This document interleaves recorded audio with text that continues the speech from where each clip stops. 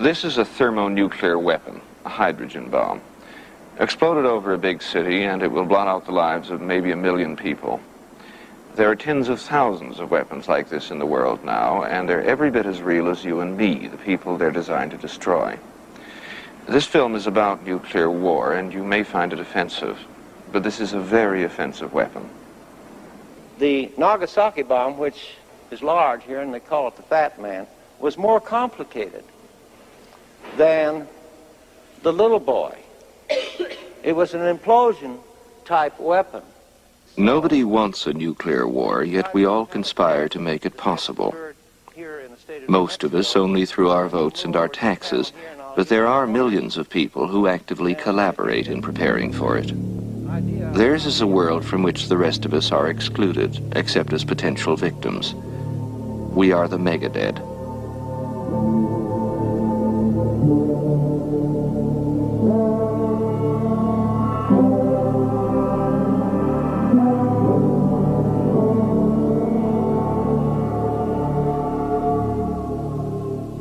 Each country there is a tiny group of people who are obsessed with the development of the techniques of utter destruction, who claim that these are necessary for the defense of the country, who acquire enormous sums of money by regular means and a great deal more which is concealed from Congress or Parliament. These men are warriors, the last of an ancient breed. They're obsolete now because war has been taken over by much more dangerous people. Those who sit in cockpits and missile silos and above all in offices and plan and practice for the destruction of the world. In our century, total war at the highest level has practically ceased to be a military operation at all. The main targets of warfare are no longer other soldiers, but the distant cities whose civilians labor to produce the weapons of war. We've created new institutions to wage this new kind of warfare, and like all human organizations, their strongest motive is to ensure their own survival, even if their business is preparing the way for nuclear war. These are yesterday's ultimate weapons. A quarter century ago, these bombers and the men who flew them were America's main method for destroying the Soviet Union. After about a decade at the top of the strategic heap, these bombers were replaced by newer technology, and they wound up here in this Air Force boneyard in the Arizona desert. It's customary in places like this to reflect mournfully on the speed of technological change and the cost of keeping up with it, all of which is true. But these bombers also carry another message, that technology changes, but institutions persist. The romantic image of military flying is the fighter pilot, but for 50 years now, the business end of air forces has been the bombers, and driving bombers has never been romantic. Their main job is killing helpless civilians in cities. Yet the men who fly bombers are not monsters. They're perfectly ordinary people with kids and mortgages and lawnmowers.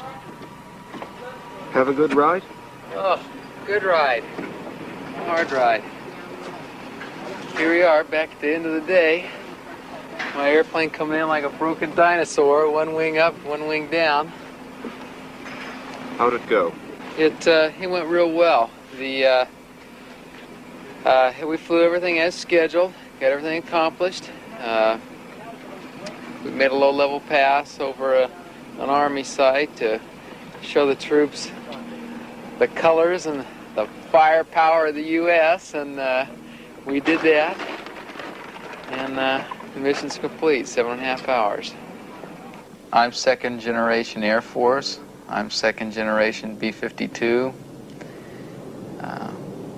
My father was one of the first groups of individuals who was trained in the B-52 when it was a glamorous weapon system. I get a lot of enjoyment out of flying.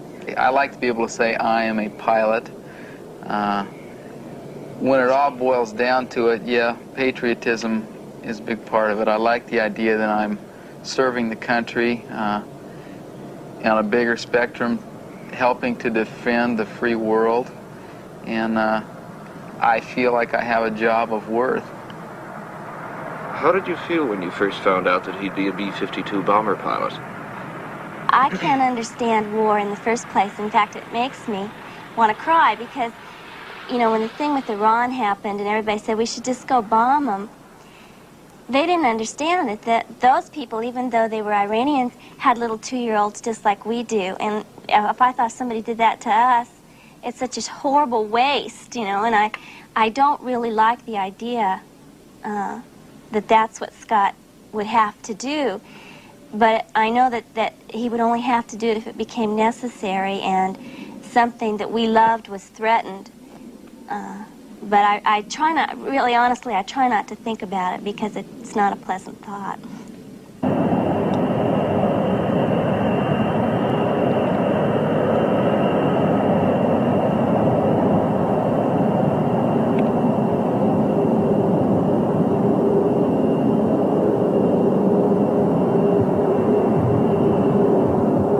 The world learned just how unpleasant bombing could be on the morning of August 6, 1945. Until then, bombers were merely one more weapon in a long list of new technological devices for killing people. For Colonel Paul Tibbets, the mission he flew on that morning was different, but only because of the kind of bomb he was carrying. I saw a perfectly outlined city, clear in every detail coming in. The city roughly was about 4 miles in diameter. By that time, we were at our bombing altitude of 32,000 feet. The navigator came up looking over his shoulder. He says, yes, that's Hiroshima, there's no doubt about it. We were so well on the target that the bombardier says, I can't do anything, there's nothing to do. He said, it's just sitting there.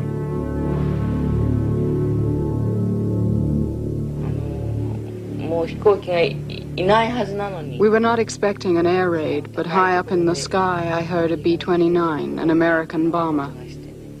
I thought it was strange. The bomb left the airplane, and at that particular time, all 3 airplanes then did this very tight turn.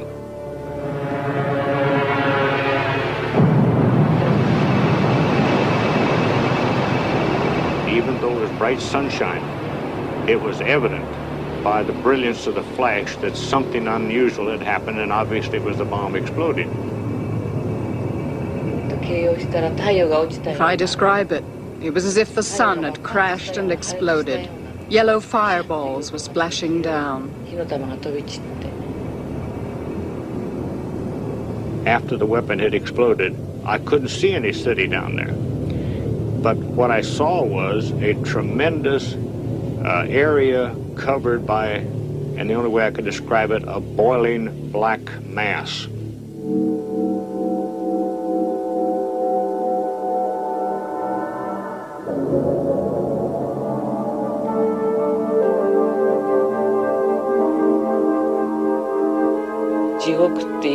It was hell. There were so many injured people that there was almost no room to walk. This was only a mile from where the bomb fell. People's clothes had been blown off and their bodies burned by the heat rays. They looked as if they had strips of rags hanging from them. They had water blisters which had already burst, and their skins hung in tatters. I saw people whose intestines were already hanging out of their bodies. Some had lost their eyes. Some had their backs torn open so you could see their backbones inside. They were all asking for water. 3 days later, a second atomic bomb was dropped on Nagasaki. I was lying in the street, which was shaking like an earthquake. A little while later, I raised my head and saw that the children who had been playing nearby had been blown away like dust.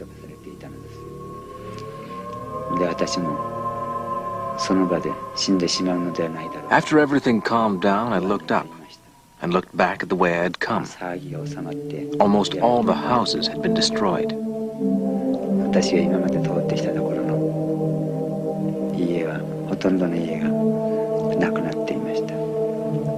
The skin on my left arm was hanging from shoulder to fingertips, like a rag.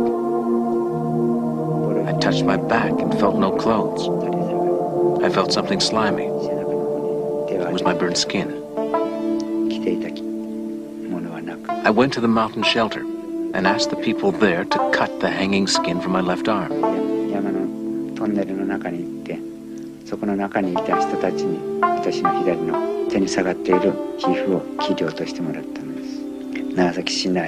Afterwards, as there were no hospitals left in the city of Nagasaki, I was taken by train to a school somewhere outside Nagasaki. These are pictures of Mr. Taniguchi in the hospital where he spent 18 months being treated for his burns.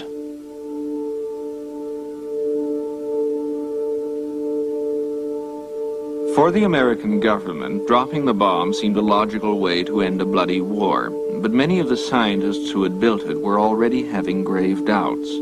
Years later, Robert Oppenheimer, one of the scientists, could still not talk calmly about the first atomic test. We knew the world would not be the same. Few people laughed.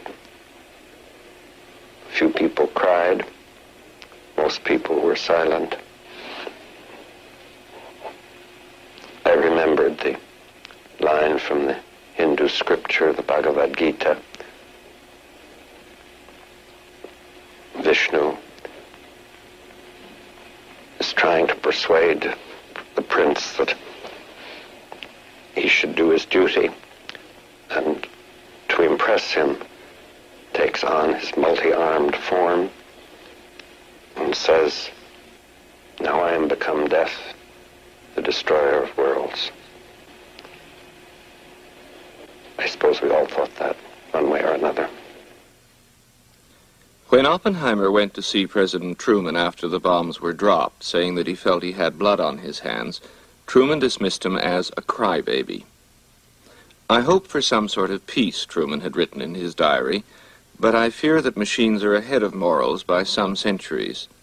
It's certainly a good thing for the world that Hitler's crowd or Stalin's did not discover the atomic bomb. It seems to be the most terrible thing ever discovered, but it can be made the most useful."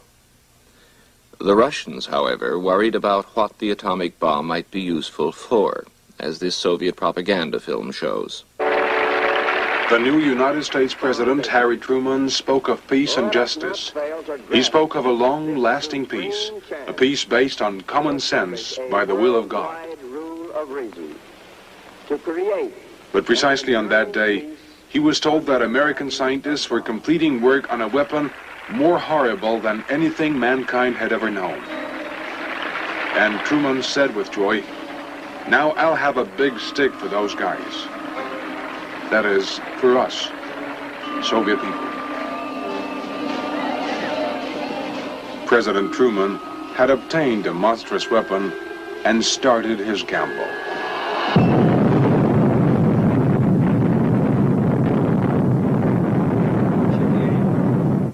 In fact, the Russians were so appalled by nuclear weapons that they promptly built their own.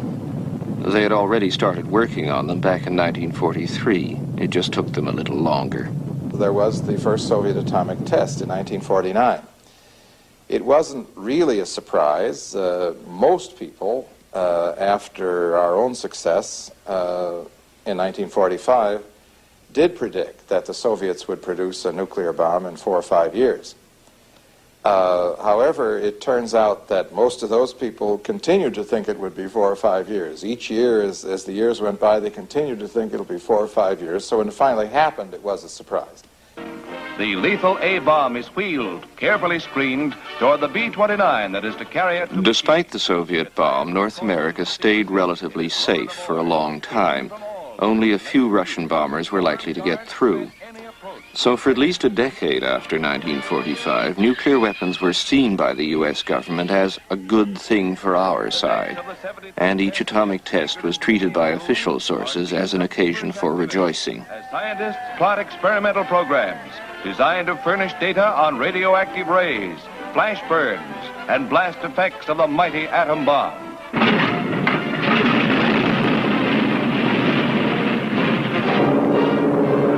Operation Crossroads has begun. The bomb is away.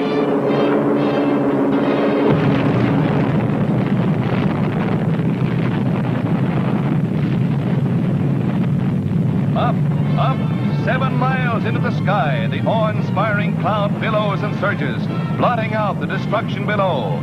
There is no earthquake, no tidal wave or other catastrophe to justify the fears of some. But the Soviet bomb did start a new kind of arms race. The U.S. resumed testing in 1951, and in less than 3 years exploded 42 bombs, including the first hydrogen bomb. What all these bombs were for, of course, was to stop the Russians. As far as the West was concerned, the Soviet Union had already taken over Eastern Europe, and there were deep fears that Western Europe would be next. But things looked very different from the Soviet Union's point of view. Russians are a bit paranoid about the rest of the world, but their history gives them lots of reasons for feeling that way. Living where they do, with no natural frontiers, they've suffered more and worse invasions than almost anybody else. So in 1945, after the second German invasion in a quarter century had devastated their country, the men who ran the Kremlin, Stalin used to live and work in that building there, began installing loyal communist regimes in all the countries of Eastern Europe that lay between them and Germany. I'm not defending their actions, but it was pretty obvious to any Russian that the purpose was to create a buffer zone against any future invasion from the West. An essentially defensive measure, in other words. But that wasn't at all clear to the West, who saw all this as the prelude to the Soviet conquest of Western Europe. The West couldn't, or at least wouldn't, spend the money to match the huge Soviet military machine in Europe. Instead, the United States put its faith in a cheap and nasty solution called massive retaliation. It made sense once in that as you had a nuclear superiority, the theory was, as soon as the other side established beyond doubt that they were invading, you then let loose the American strategic nuclear arm and blasted, incinerated, irradiated enough of the people on the other side to make them stop what they were doing, whatever it was. Well, of course, that was the raving of a feverish child. You know, I can't put it any higher than that, although I've lost a lot of friends by saying this, particularly among the airmen, close enough. They're very difficult to persuade. But of course, massive retaliation made the airmen the most important armed force, and they gloried in the role.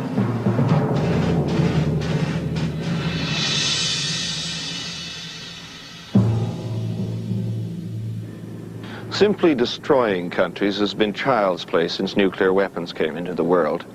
These bombers were able to obliterate the Soviet Union 25 years ago, and they could still do it today. But bombers have one major handicap. They take many hours to reach their targets. When the technology of war changes drastically, there's always a lag while strategy catches up, and it's in the transitional period that the danger of war is most acute. The first and most dangerous change that the world has lived through since 1945 came when long-range missiles were beginning to replace bombers as the primary method of delivering nuclear weapons. The turning point was the Cuban crisis of 1962, when Moscow tried to hurry this change up by sneaking some of its early short-range nuclear missiles into Cuba, only 90 miles from the United States, and the Americans caught them at it before the missiles were ready. Within the past week, unmistakable evidence has established the fact that a series of offensive missile sites is now in preparation on that imprisoned island.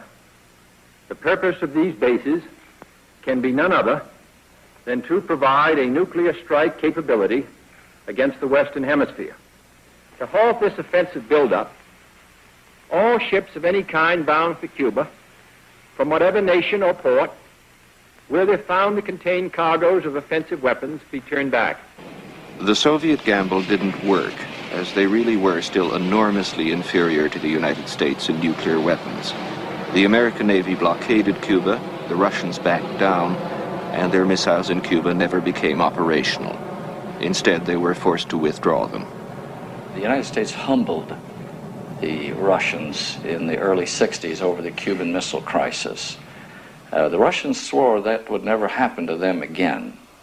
So they went on a big arms building kick, and they have achieved somewhat near parity with the United States, whatever that term means.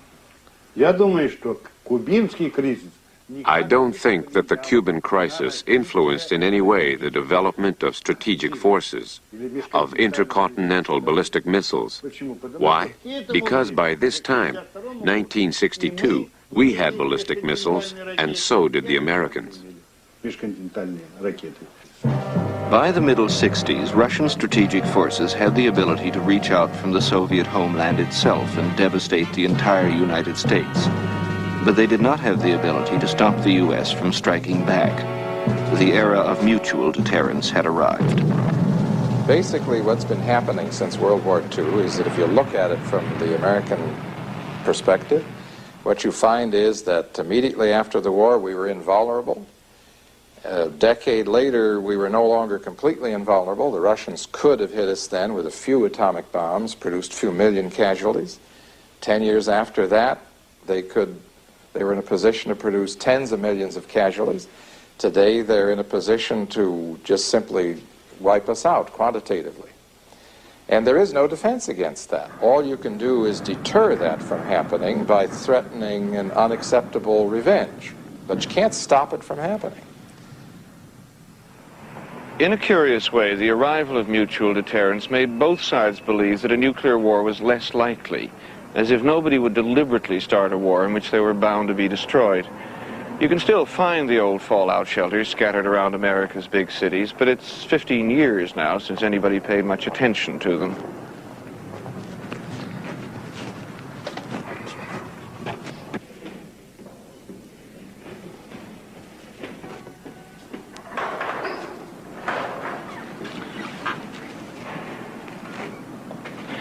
Partly it was because the peaceful outcome of the Cuban crisis convinced the public that both sides knew how to control the risks.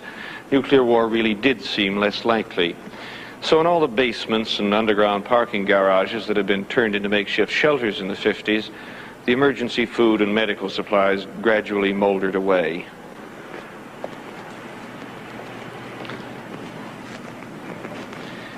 In any case, by the mid-60s, the U.S. government no longer worried about shelters. American strategic theory for a while actually held that it was not only practically impossible to protect the civilian population in a nuclear war, but that it was wrong and dangerous even to try.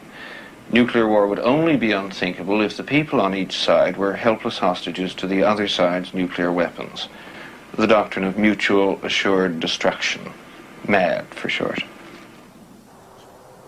But it only seems mad if you're outside the system that's dedicated to making the future safe for nuclear war.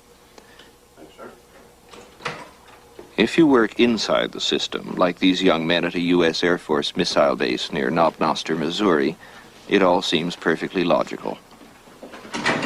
Okay, let's go to the missile launch checklist. I'm there. At step 1, we need to insert the launch keys. Let's go get them. 6 or 8 times a month, they sit deep underground in their silos for 24 hours, waiting for the order to launch their missiles. And once a month, they simulate going to war.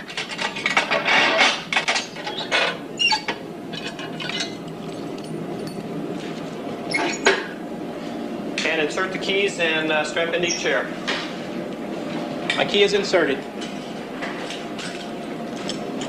No detail is forgotten, right down to strapping themselves into the chairs so they won't be thrown away from their control panels by the shock if Russian nuclear weapons explode overhead.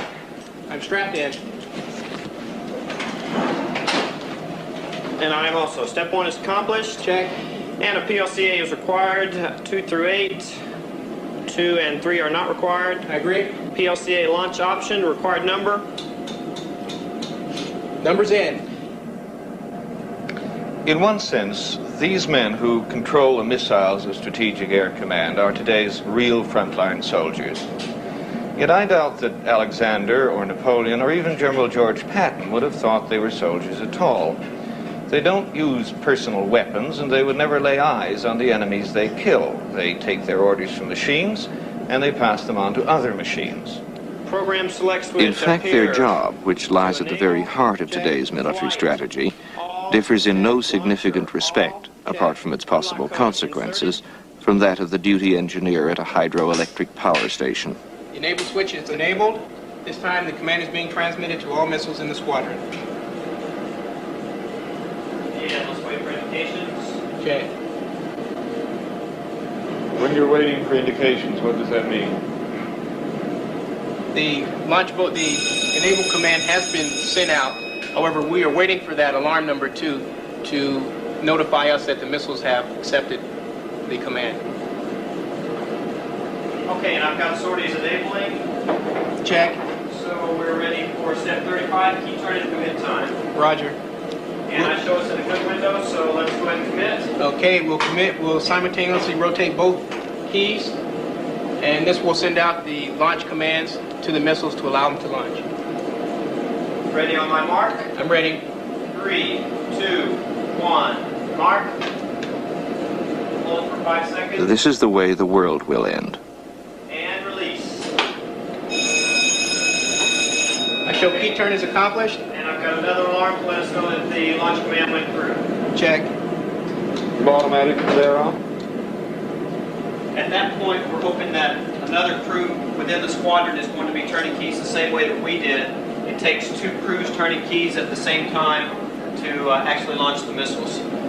We work on a 2-boat system, so the one boat will send the launch command. The missiles will wait for a second launch boat from another launch control center before they will actually launch. After that, it's automatic. How would you feel if you ever had to do it for real? Well, we're trained so highly in our recurring training that we take every month in simulators like this, so that if we actually had to do it, it would be an almost automatic thing. You wouldn't be thinking about it at the time? There wouldn't be time for any reflection until after we turned the keys and waited for the indications. Would there be reflection then, do you think? I should think so, yes. Do you think it would bother you to turn keys for real? No, it wouldn't. It's, as Mike said earlier, my commander, it's automatic, kind of a reflex. You really don't have time to think about it.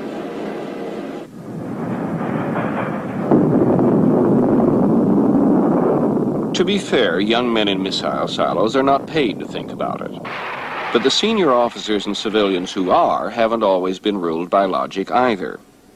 For one thing, practically every branch of the U.S. forces has tried to get into the strategic nuclear business because that's the big league.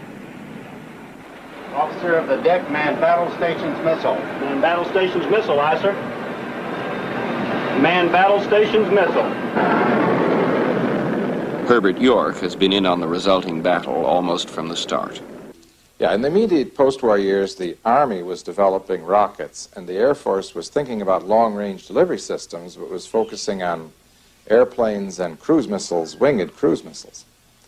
And so the Army got the jump on the Air Force with respect to these developments. After the invention of the hydrogen bomb, it became evident to the Air Force that long-range rockets probably were the optimum way to deliver them, or at least a very good way, competitive with airplanes. And so they immediately initiated long-range rocket programs of their own. So this led to a head-on competition between the Army and the Air Force. The Navy also came to believe that the delivery of thermonuclear weapons was somehow the wave of the future, and so the Polaris submarine system was invented and pushed as yet another way of accomplishing the same objective. York did manage to cancel the Army's long-range missile program, but everybody else went ahead. And pretty soon they came up with a justification for why so many different kinds of nuclear forces are needed to do the same job. It's called the triad. And it's ridiculous because it's just something that grew like Topsy. The Navy was going ahead with its submarines, the Air Force was going ahead with its bombers and its land-based missiles. Then they got the happy idea, well, there are 3 of us, we'll call it a triad. But this Holy Trinity triad has assumed proportions such that no one can challenge it. Anybody who suggests cutting out one sounds like he's going to take one of the legs out of the stool. Call is required, it is. However, as Soviet missiles got more accurate, the possibility arose that the Air Force's Minuteman missiles might be wiped out in their fixed silos by a surprise attack. If all you want is the ability to destroy the Russians in retaliation, that doesn't matter, because most of America's bombers and missile-firing submarines, being mobile, would survive. But it's a big problem for the Air Force, which might have to get out of the missile business. The fact that we do not merely have that we don't have just land-based missiles, but have these other two types, does allow us to take our time about resolving the questions that are being posed by these improvements in the Soviet land-based forces. Some people probably are too frantic about finding a solution, and the philosophy of having the three kinds of systems, that is the notion that we must have some land-based missile as a follow-on to the Minuteman, probably is distorting our ability to really rationally think through what should be done next. What the Air Force needed to stay in the missile business was a new generation of mobile land-based missiles, the fabled MX, and it found some useful allies here in Washington. In public, American strategy remained mutual assured destruction all through the 60s and 70s, but the planners here at the Pentagon were never really certain themselves that MAD would prevent war. And if war came anyway, they wanted more options than just blowing the world up in one go. So ever since the early 60s, the actual U.S. war plans, the strategic targeting doctrines, have been evolving towards selective strikes against Soviet military targets, city avoidance, all sorts of ways of fighting a fairly limited war using nuclear weapons, in the hope that if war came, the Soviets would play by the same rules and not attack American cities right away. One of the most important myths is that if nuclear war ever starts, it will escalate to wipe out the world. Now, that may be true. I don't know. But I think it is at least as plausible, from pure logic, that once a few nuclear weapons go off, and we're talking again about the homelands in Russia and the United States, people are going to think, my Lord, let's stop and think a minute. And the incentives to de-escalation may prove to be just as great as the incentives to escalation. They may prove to be greater. And people may decide to go to the bargaining table. The Russians say that they don't believe in limited nuclear war, but then they would, wouldn't they? The greatest problem in discussing nuclear strategy is that nobody knows what the Russians really think. I remember once in Moscow walking up Frunze Street to see if I could say that in front of the Soviet Ministry of Defense, but they wouldn't even admit it was there, let alone allow me to film it. They were quite upset that I'd even been in Frunze Street. Now, here in the United States, you can find out what the strategists are really thinking, though they don't advertise it, and it makes Americans look bad by comparison, because some of the thinking is pretty chilling. But if you look at the weapons the Soviets build, it's pretty obvious that they've also moved beyond simple deterrence and are playing around with ways of fighting a limited nuclear war. Americans are just slightly more open about it. In the United States, you can actually trace the way the armed forces have climbed aboard the limited nuclear war bandwagon. There's not much reason to ask for fancy new weapons if your only job is to kill all your enemy's people, which is what mutual assured destruction is all about. Limited nuclear war, on the other hand, puts no limits on the numbers and kinds of weapons you need. The target list expands endlessly to include missile silos, command bunkers, oil refineries, tank factories. In fact, it's now up to 40,000 potential targets. The story of how the Air Force used the doctrine of limited nuclear war to solve its little credibility problem with land-based missiles, and finally got the MX missile seen here in early testing, is instructive. The Air Force started by arguing that its existing missiles are becoming vulnerable to a Soviet surprise attack, which is true if the Russians ever actually dared to make that kind of attack and didn't worry about the thousands of nuclear warheads that would strike back at them from America's invulnerable submarines. Trouble is, of course, the obvious answer to the Air Force argument is that if the land-based missiles are becoming vulnerable, we should send them all out to sea. So the Air Force then had to find some reason why land-based missiles were indispensable. And the only significant difference between them and submarine-launched missiles is that land-based missiles can be somewhat more accurate. Most people might not think that's very important, not when you're talking about nuclear weapons that can devastate whole cities, but you have to work with what you've got. Therefore, the Air Force had to find targets for which accuracy was vital. The most plausible ones are the silos in which the Russians keep their land-based missiles. Even nuclear weapons have to explode very close by to destroy missile silos.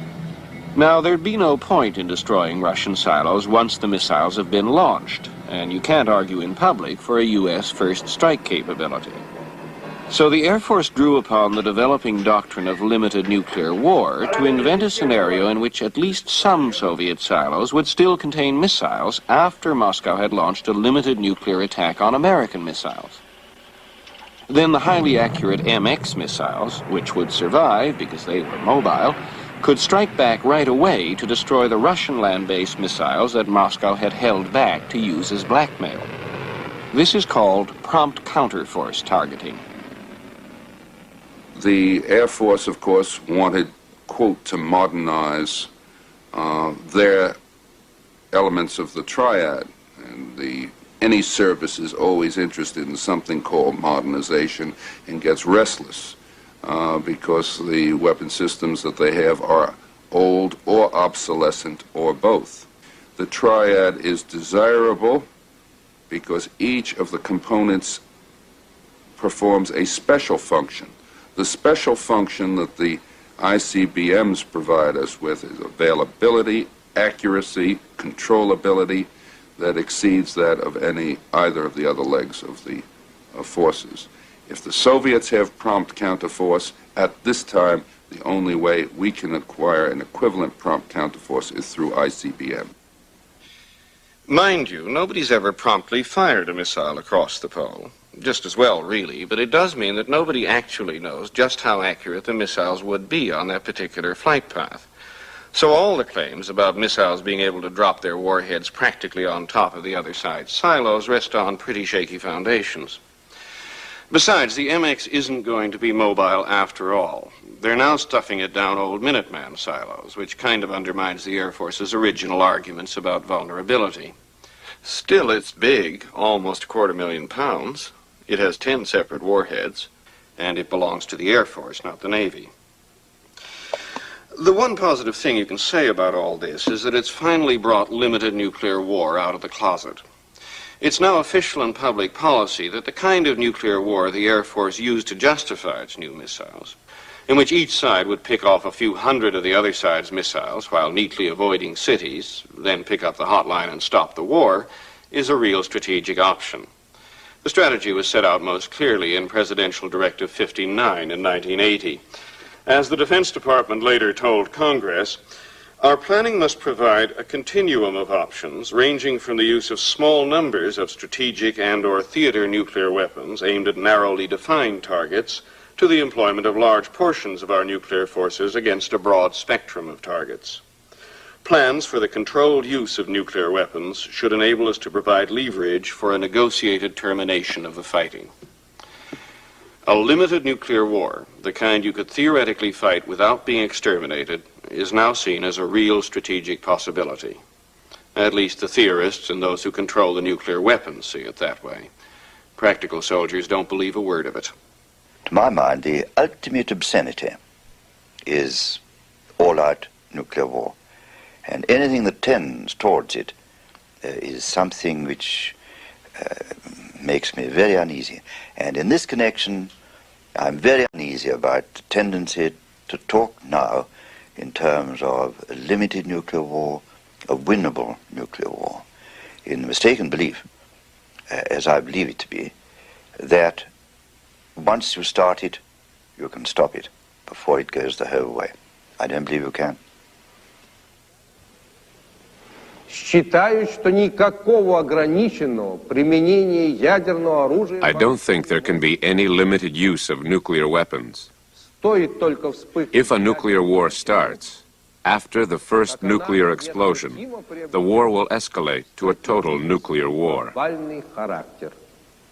This is the logic of modern war and the character of modern weaponry. But if you believe in limited nuclear war, you also have to believe in things like crisis relocation, a plan drawn up by the Federal Emergency Management Agency in which 145 million Americans who live in cities and near military bases would, in the few days before a nuclear war starts, all be moved to someplace else in the country that the authorities have decided is going to be safe. Of course, for government agencies and senior officials, the plans are rather more elaborate. One of the places that figures in their plans is the Carey salt mine here in Hutchinson, Kansas. Get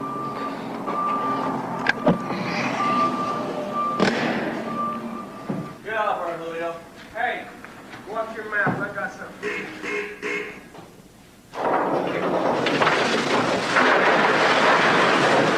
Digging out salt creates underground storage space, so Carey salt mine has a tenant. When underground vaults and storage started its business down here in 1959, nuclear war was in everybody's mind, and UVS made its living off that fear.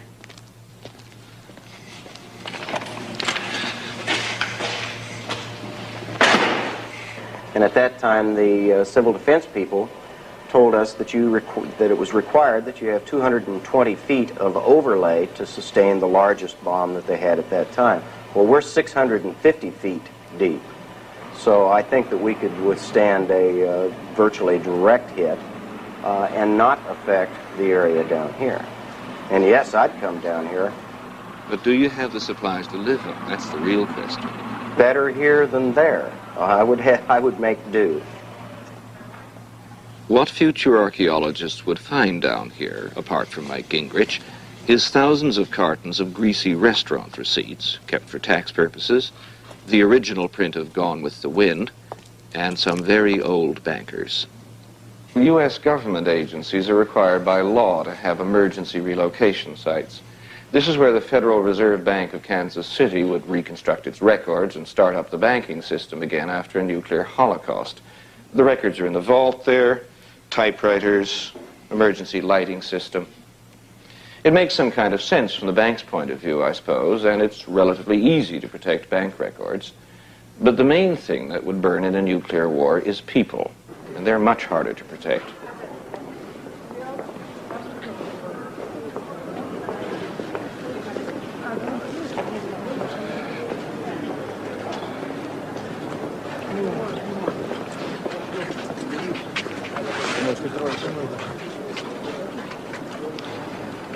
The Russian for civil defense is Гражданская оборона, but Russian cynics shorten it down to GROB. GROB is Russian for coffin. A whole bureaucratic empire has grown up here that bases itself on the pretense that Soviet citizens can be protected from a nuclear attack. It convinces some Western observers, mainly those who want to use it as an argument for still more Western nuclear warheads, but it doesn't convince Russians. What do you do when you hear the nuclear alert, asks a Russian. Put a sheet over your head and walk slowly to the cemetery, replies another. Why slowly? So you don't cause a panic. In Moscow, as in Washington, there are elaborate plans to protect the leaders, the generals, and the senior bureaucrats. After all, you could hardly have a war without them. But for the millions of ordinary Russians in this city and others, civil defense means simply evacuation, if there's time. Evacuation by bus, through railway stations like this, and for most people, in long marching columns wending their way out beyond the suburbs, where if they're lucky, and it's the right time of year, they'll freeze to death in the open fields before the fallout gets them.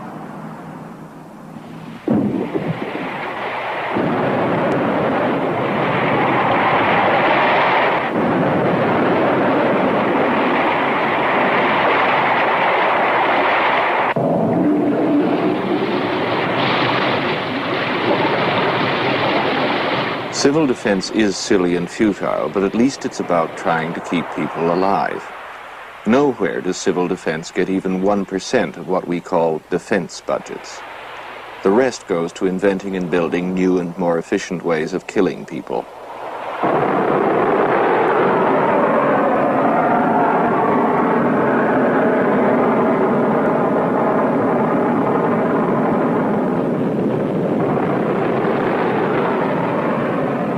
There is a kind of a technological exuberance that leads to solutions which are sometimes fancier than necessary, that include capabilities which may not be particularly important, but which which are very clever, and on occasion to provide solutions to problems that either don't exist at all or which have been presented in a very exaggerated form.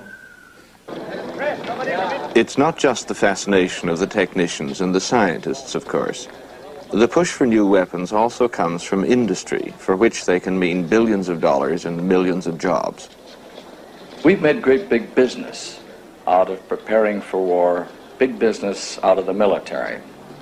And whereas in the old days we used to have to plead with the Congress to give us some money for our clothing factory or our shipyard, now it's industries all over the country leaning on their congressmen, leaning on their senators, trying to get jobs and profits for the industries. Things work differently in the Soviet Union. Here there's no private companies trying to sell fancy new weapons to the government. The Ministry of Defense and the government as a whole decide what the country can afford, and then it's other government departments that actually design and manufacture the weapons. There's no profit motive, no military-industrial complex here. And yet things work exactly the same in the Soviet Union. The new weapons spew out just as fast, and the real driving force on both sides is people's desire to advance their careers. If you're a colonel in the Pentagon or the Soviet Defense Ministry and you want to become a general, you need to show success in getting your service more resources and weapons. If you're a scientist in Soviet or American defense industry, you get recognition by developing new weapons.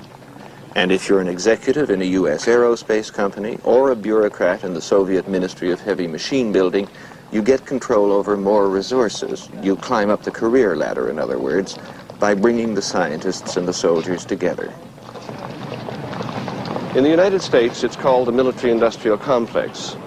Here they call it the Metal Eaters Alliance. And it all comes down to the same damn thing. These people are discussing how to cook their own goose. If you hold a senior command in the Soviet Strategic Rocket Forces or the American Strategic Air Command, then you have to believe that nuclear weapons are a good thing, that they're about peace and not war. Otherwise, you might conclude that you're in the wrong job. But once you've made that basic act of faith, it can be a fascinating job with lots of responsibility and intellectual challenge, especially if you're a civilian defense analyst with free license to speculate. I agree, sir.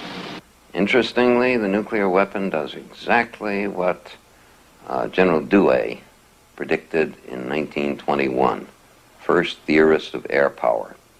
And he said, you want three things when you bomb. You want some HE, which was all they had then, high explosives, or TNT. And you wanted some fire bombs with it to start fires. And you wanted some poison gas bombs to prevent people from putting out the fires. Now, if you look at a nuclear weapon, he could have been prescient. 5, 4, 3, 2, 1, now.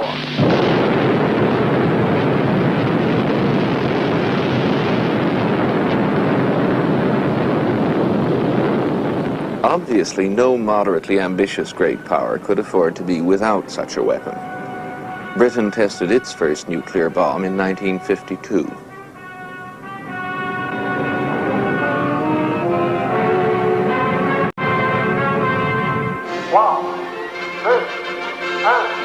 France was next in 1960, and China followed in 1964.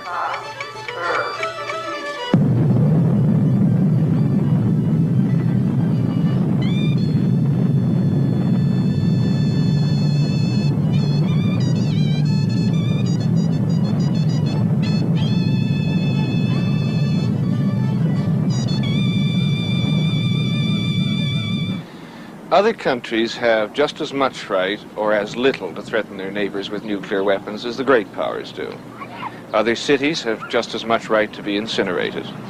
Take Jerusalem, for example. Israel though it doesn't admit it in public, has had a number of nuclear weapons for about a decade now.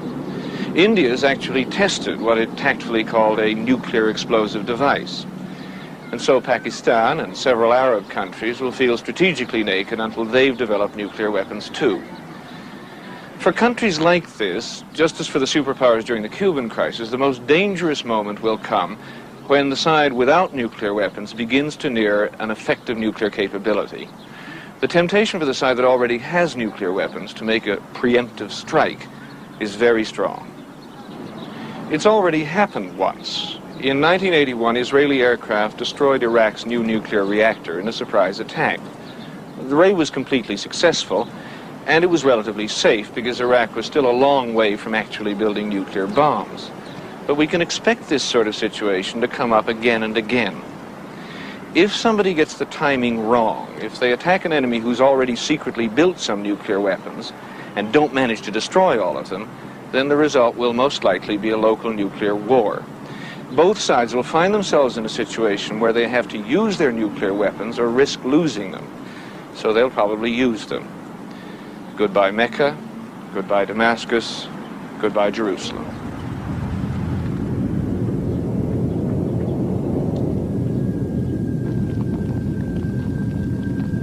At a megaton, I am asking you to try to imagine 80 Hiroshima weapons exploding in the same place at the same second.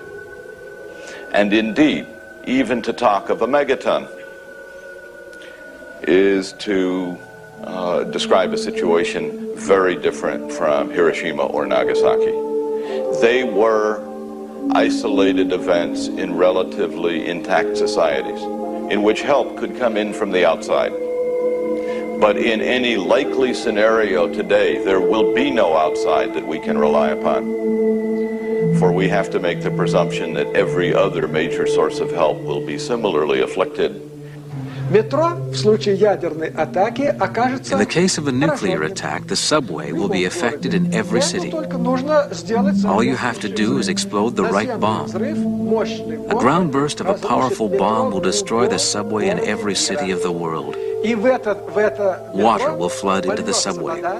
Air won't be pumped in. There will be no electricity, and there are no toilets in the subway. Therefore, the subway will become a mass grave.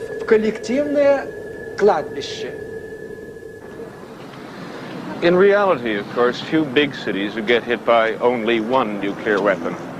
For example, the United States has something called the Single Integrated Operational Plan, SIOP. It's an attempt to avoid the biggest traffic jam in history of all the West's nuclear courses. Missiles, bombers, submarines, American, British, and French get committed to a nuclear war against the Soviet Union. SIOP allots about 60 nuclear weapons to targets inside Moscow city limits. A reasonable guess that would include one nuclear weapon on the Ministry of Electronic Industries just around that corner, another on Communist Party headquarters behind me, and 4 or 5 big ones on the Kremlin less than half a mile over that way, just to be sure. I don't know how many warheads the Russians have targeted on New York City, but they'll certainly do the job too. The direct effects will include second and third degree burns that really represent the charring and barbecuing of human skin and flesh.